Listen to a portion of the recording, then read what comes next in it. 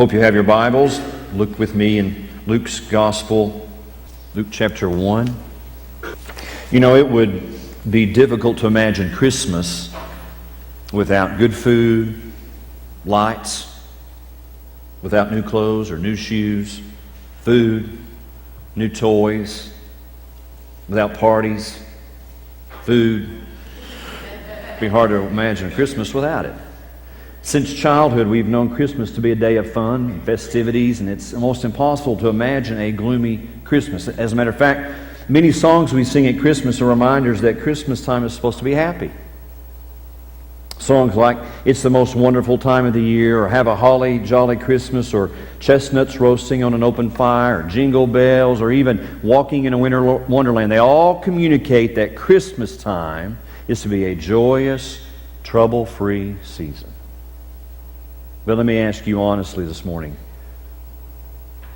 is that what you're experiencing? Trouble-free? Joy all around? No problems? No issues? For some of you, personal problems are keeping you from experiencing the joy of the season. For others, maybe you feel like one crisis after another just keeps on running over you. Or maybe with such an avalanche of problems, it's hard to have a holly jolly Christmas. Some of you have been so busy and working so hard that you haven't had time to sit around and just focus on Christ. Or maybe there's not anything really wrong, but for some reason you're just not enjoying Christmas. It's not providing the emotional lift that you expected. We expect Christmas just to lift us up. In fact, it's almost depressing to some of you. The world doesn't look like a winter wonderland. It just looks like winter. Disillusionment at Christmas is not an unusual thing. We get so hyped up with expectations about what Christmas is supposed to be that so often the real thing doesn't even measure up, and so we're just disappointed. What can you do this Christmas to avoid disillusionment? How can you improve your level of joy? Well, the answer is found in the story of the Bible characters who played a significant role on that very first Christmas. It was not necessarily all peace and joy and love for them either. I don't know if you've looked at this side of Christmas, but a matter of fact, their situation reveals that they had a sad, miserable, difficult, poor, and even a violent Christmas. And so let's look closely at some features of the very first Christmas and find ways to improve ours. First of all, I want you to see this. It was a day of denial and disappointments. Their very first Christmas, it was a day of denials and disappointments. Luke chapter 1 verse 26 tells us what's going on there. Now in the 6th month, the angel Gabriel was sent by God to a city of Galilee named Nazareth to a virgin betrothed to a man whose name was Joseph, of the house of David. The virgin's name was Mary. Twice in verse 27 we are told she's a virgin. Twice on purpose so we can understand what her life was like. Verse 28, and having come in, the angel said to her, "Rejoice, highly favored one, the Lord is with you. Blessed are you among women." But when she saw him, she was troubled at his saying and considered what manner of greeting this was. What are you talking about? Why are you greeting me this way? Then the angel said to her, "Do not be afraid, Mary, for you have found favor with God. Behold, you will conceive in your womb and bring forth a son, and shall call his name Jesus. He will be great and will be called the Son of the Highest. And the Lord God will give him the throne of his father David, and he will reign over the house of Jacob forever, and of his kingdom there will be no end." Then Mary said to the angel, "How can this be, since I do not know a man?" The angel answered and said to her, "The Holy Spirit will come upon you, and the power of the Highest will overshadow you. Therefore also that Holy One who is to be born will be called the Son of God." Now indeed Elizabeth, your relative, has also conceived a son in her old age, and this is now the 6th month for her who was called barren. Don't miss this verse. For with God nothing will be impossible. Then Mary said, "Behold, the maidservant of the Lord, let it be to me according to your word." And then the angel departed from her. So for Joseph and Mary, that first Christmas was a day of denial and disappointment. How can this be? I've never had a relationship with a man. They were engaged to be married Just like any couple, they had long prepared for that day of happiness, but suddenly God entered the picture and everything changed. Strange as it may seem, the coming of the angel to Mary changed the whole scenario for this couple. In Luke chapter 1, verse 26, the angel said 3 beautiful things about Mary. The Lord is with you. You are blessed among women. You have found favor with God. Now, the Catholics take that and they recite that rote over and over and over and over while touching a bead and going through this mechanics of nothing. That is not made for a prayer. That was made exactly only to Mary. And so, Mary, you are highly favored. Mary, you are blessed among women. Mary, you have found favor with God. We're not praying to Mary. The angel is not saying pray to Mary. The angel is saying, Mary, God has found favor upon you. And so the announcement's good news. Who wouldn't want to hear that? But it was negated in the very next statement of the angel when he said this, Behold, you will conceive in your womb and bring forth a son, and you'll call his name Jesus. Bearing a son in her womb without the benefit of marriage was tantamount to having premarital sex in her day and in our day. Seems to be looked upon as normal today, but then it was taboo in that she could have been stoned to death. It meant the denial of their laid plan of coming this wedding that they'd all talked about. It was to forego their happiness to God's will in their lives. But with God's amazing and wonderful favor for this couple comes this: self-denial, hardship, shame, disappointments, problems, and difficulties. She had to explain the scenario to Joseph. She had to deny any sexual relationship with any man. You know, when Joseph heard that news, he was a little bit disappointed. Have you ever been disappointed? Sure you have. Maybe it deflated you or broke your heart or even sent you into depression. Their families didn't quite understand what was going on. People ostracized them throughout their premarital stage. Don't think for a second that Mary's pregnancy was easy. And on top of that, number 2, it was a day of detours and difficulties. Not just a day of denial and disappointments, but it was a day of detours and difficulties. Go over to chapter 2. Jennifer read this a minute ago. Chapter 2, verse 1. And it came to pass in those days that a decree went out from Caesar Augustus that the world should be registered. This census first took place while Quirinius was governing Syria. So all went to be registered, a census, everyone to his own city. Joseph also went up from Galilee out of the city of Nazareth into Judea to the city of David, which is called Bethlehem, because he was in the house and the lineage of David. Does it get any clearer than verse 4 of where Joseph was to go? He is told very clearly. Verse 5, why? To be registered with Mary, his betrothed wife, who was with child. So it was, while they were there, the days were completed for her to be delivered. And she brought forth her firstborn son, wrapped him in swaddling cloths, laid him in a manger, because there was no room for them in the inn. Of all times for this emperor to call for a census, it had to be when Mary was about to have her baby. Now listen, this was all on purpose. It was all part of God's plan. God used that emperor to take care of getting Mary where she needed to be, to fulfill biblical prophecy. You know, today women have the comfortable setting of a hospital suite with all the modern technology at the ready for them. Some even get to choose to have their baby on a date that they work through and they schedule with an inducement. Not Mary. This poor girl had to ride on the best transportation that Joseph could afford. So from Galilee to Bethlehem, they traveled probably in a caravan with other travelers who were all going for the same purpose and to keep them safe. We don't know exactly which route they took. Maybe it was a shorter route that was demanding along the trade route through the center of the region. Maybe it was the flatter route that went through the Jordan River Valley. Regardless, it doesn't matter. It was about 100-mile journey. 8 to 10 days it took them to travel to Bethlehem. This had to have been scary for a young, pregnant Mary. And then you know the story. They couldn't even find a place to stay. You ever done that? You ever gone on a vacation, you couldn't find somewhere, you took the risk? Once when I was young, we couldn't find a place to stay. We looked high and low. We didn't make a reservation. We got there, I was young, I remember very clearly. There was no place to stay in this city. We went from motel to hotel to motel. And finally we found a place that had one room left. I won't tell you the name of it, but the initials are Scottish Inn. And once we got there, we checked in to the room, and where we found the dirtiest, nastiest room ever. It had beer cans strewn throughout. The smell when you opened that door just was atrocious. The bathroom was disgusting. But you know, Mary and Joseph found out that the Holiday Inn was booked, and they went a little bit lower than the Scottish Inn, and they went to a barn where the animal stalls were.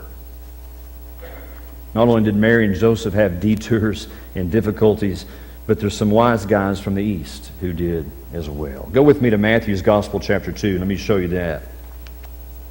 They had some difficulties and detours as well. Matthew chapter 2, verse 1. Biblical trivia, remember this, we don't know how many wise men there were. They brought three gifts, so we assume there's three. There was probably more. There could have been two. We don't know. Chapter 2, Matthew. Now after Jesus was born in Bethlehem of Judea, in the days of Herod the king, behold, the wise men from the east came to Jerusalem, saying, Where is he who has been born King of the Jews? For we have seen his star in the east and have come to worship him. When Herod the king heard this, he was troubled, and all Jerusalem with him. And when they had gathered all the chief priests and the scribes of the people together, he inquired of them where the Christ was to be born. So they said to him, In Bethlehem of Judea, for thus it is written by the prophet, But you, Bethlehem, in the land of Judah, are not the least among the rulers of Judah, for out of you shall come a ruler who will shepherd my people Israel. Then Herod, when he had secretly called the wise men, determined from them what time the star appeared, and he sent them to Bethlehem. And he said, Go and search carefully for the young child, and when you have found him, bring back word to me, that I may come and worship him also. When they heard the king, they departed. And behold, the star which they had seen in the east went before them until it came and stood over where the young child was. And when they saw the star, they rejoiced with exceedingly great joy. And when they had come into the house, they saw the young child with Mary his mother, and fell down and worshipped him. And then they opened their treasures. They presented him gifts to him of gold, frankincense, and myrrh. And then, being divinely warned in a dream that they should not return to Herod, they departed for their own country another way. The wise men, they had some difficulties and detours. Now, the common picture we see of these wise men is all these guys dressed in full regalia as if they came straight from a king's palace, straight to the manger. In reality, they trekked arduous ways and byways to reach the little town of Bethlehem where Jesus was born. They had to endure the sinister plot from Herod, the unbelievable journey in the desert, the inconvenience to their schedules. It took them off their schedule. At last, their patience and their mission was accomplished. They presented Jesus gifts. We'll see more in just a minute. But a custom that still holds true today, gifts at Christmas. They were content, and they were ready to leave and spread the good tidings in their own lands. But an angel said, Go another way. Don't go back to Herod, because he's going to do something. It was a day of detours and difficulties. Lastly, it was a day of death and despair. You say that first Christmas? That first Christmas was a day of death and despair. Matthew chapter 2, verse 16. Then Herod, when he saw that he was deceived by the wise men because they went another way, was exceedingly angry. And he sent forth and he put to death all the male children who were in Bethlehem and all of its districts from 2 years old and under, according to the time which he had determined from the wise men. And so then was spoken by Jeremiah the prophet, saying, A voice was heard in Ramah, lamentation, weeping, and great mourning, Rachel weeping for her children, refusing to be comforted because they are no more. The real story of Christmas involves parents of babies of Jesus' age. The evil decree of Herod, this maniac ruler, was to kill all the baby boys ages 2 and under. He didn't want to take a chance of missing his victim. Go to Bethlehem with me in your mind just a second. And I want you to imagine what's going on. Joseph and Mary have fled. God took them away. Verse 13, 14, and 15 tells us they went to Egypt. God took them to Egypt. Prophecy fulfilled there. But this paranoid Herod sends troops into Bethlehem and all the region around Bethlehem, and he kills all the boys, 2 and younger. He's afraid they might become king and take his throne. Now imagine of all those parents, you're minding your own business in your home with your family, and the door busts open, and they ask the question, do you have a little boy? Well, yes, we do. Where is he? And then they run their sword right in front of their parents and kill the little boy. All 2-year-old boys. A massacre, it's called. A massacre of the innocents. Bethlehem became a bloodbath simply because the Messiah was born there. It was a day of death and despair. All those who were affected by this evil decree, who had sons in Jesus that were Jesus' age, had this death all of a sudden. I can't imagine, but losing a child would be horrific. And the parents didn't understand what was going on, so they grieved while Mary and Joseph celebrated the birth. You see, there is another side of Christmas. Then and now. It could be that Christmas disappoints you because you felt left out. You didn't get invited to that party or somewhere that you wanted to go, or you didn't get that gift that you wanted. Or your life has taken a detour from your goals. It's not what you plan in your job. Your job is absolutely stressing you out. A relationship is declining and you can't do anything about it. Your finances seem to be fading and you can't stop them. Or maybe you've had to deal with difficulties this year with your health, with your children, with your spiritual journey. Or it could be you are in full-blown despair and you are lonely and life seems hopeless. What can you do? What can you do to change this? Well, as we finish, I want to give you some ideas from this story. Some lessons for Christmas. First of all, seek the right thing. Seek the right thing. What are you seeking? Your level of joy at Christmas is directly related to what you seek. Ask this question: what is it that I want to get out of Christmas? What is it that would make your Christmas wonderful and satisfying? Some people say, oh, it's snow. A white Christmas would make me so happy. Or all the family together who are all happy, we're all together. Or a feeling that you define as holiday spirit, whatever that is. Finding the right present to give. Maybe you've been frantically searching for someone's present and you haven't found it. Maybe you're going to do that after church, but you haven't found it, and so you're frantically doing that. But the problem with all these is that they leave us disappointed. Have you ever had that kind of experience when you were disappointed by Christmas because it didn't deliver what you thought it should? The problem is not Christmas. It's our expectations. You see, we are looking for the wrong thing. The wise men show us how to increase our level of joy at Christmas by looking for the right thing. They traveled far and wide. What was it they were looking for? Well, verse 2 tells us they came to Jerusalem. And they said, where is he who has been born King of the Jews? For we've seen this star, and we want to know, we want to worship him. We want to honor this new king. They were looking for Jesus. Christmas for them was an opportunity to worship Jesus. That's what we need to be looking for this Christmas. An experience of worship, a fresh glimpse of who he is. If our goal this Christmas is to worship Jesus, then I doubt very seriously we'll be dissatisfied with any experience that we deal with. Number 2, look in the right place. Look in the right place. Don't just seek the right thing, but look in the right place. Your level of joy at Christmas is directly related to where you look. They learned from the Magi that there are wrong and right places to look for Christmas. Did you notice that the wise men were looking in the wrong place? They went to Jerusalem. Like typical men, they didn't follow the directions. They didn't see where they were supposed to go. They looked where their own human reasoning said they should look. The star says there's a birth of a new king in Israel. The Magi went where king should be born, to, guess what? The capital of Israel, Jerusalem.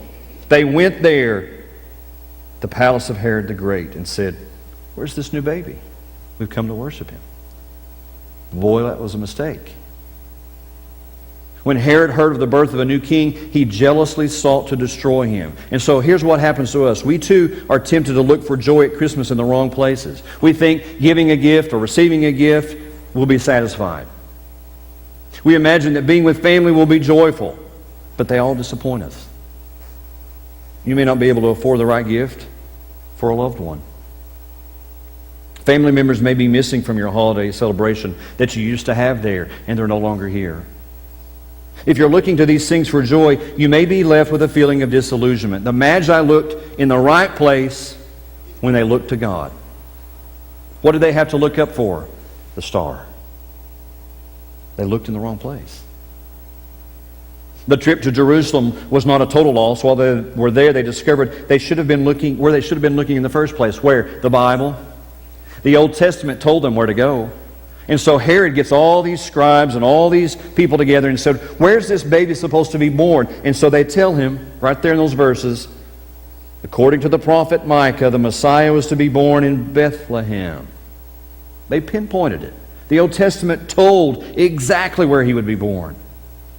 And so with this new information, they looked again at the star, they followed to Bethlehem, and they found Jesus. Look in the right place. Seek the right thing. And here's the last one. Give the right way. Give the right way. Did you know your level of joy at Christmas is directly related to what you give? The Magi came to Jesus' house bearing gifts. Now these gifts seem odd to us today, but they were entirely appropriate. They gave gold. Gift for a king. By giving it, they acknowledged that Jesus was and is the king. They gave him frankincense, a gift for a priest. This was incense that priests used in the temple. And by giving that to Jesus, they acknowledged that he was a priest, the go-between, me and God. They gave him myrrh, a gift for the dead. It was a fragrant ointment used to anoint the body before burial. By giving it, they acknowledged that Jesus had come to die for the sins of the world. We ought to give appropriate gifts this Christmas. Now don't get me wrong, I'm not talking about material gifts. I'm talking about more important things. We ought to give the gift of our love and kindness to friends and family. We ought to give the gift of help to those who are hurting. We ought to give the gift of forgiveness to those who have done something and have hurt us. You see, giving these kinds of gifts will result in a joyous and meaningful Christmas. So what are you giving this year? Why not give yourself? I hate to tell you, but those gifts in a few days, in a few weeks, a few months will be gone. Not important.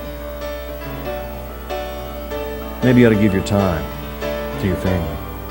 Maybe you ought to give some compassion to somebody who's hurting and forgiveness to the isolated. And give your life to Jesus. Give your life to Jesus Christ. I promise you, when you look at the right thing in the right place and give the right gift, you will have joy at Christmas. It's a simple hope. We've been talking the last few weeks about simply Christmas. It's a simple hope. Who is it? Jesus. He can turn your life back around. As a matter of fact, that's what he specializes in, turning people's life back.